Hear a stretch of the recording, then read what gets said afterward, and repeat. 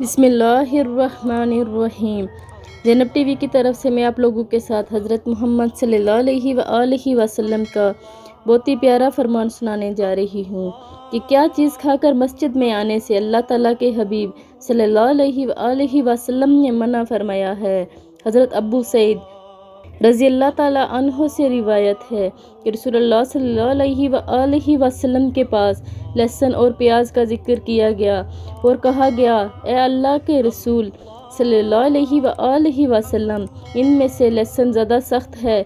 آپ اسے حرام قرار دیتے ہیں؟ تو نبی کریم صلی اللہ علیہ وآلہ وسلم نے ارشاد فرمایا، تم اسے کھاؤ، اور تم میں سے جو اسے کھائے تو وہ اس وقت تک مسجد کے قریب بھی نہ آئے جہاں تک کہ اس کی بدبو ختم نہ ہو جائے۔ آپ لوگوں نے اس حدیث مبارکہ پہ ضرور عمل کرنا ہے، اور اگر زینب ٹی وی کو سبسکرائب نہیں کیا تو سبسکرائب کر لیں۔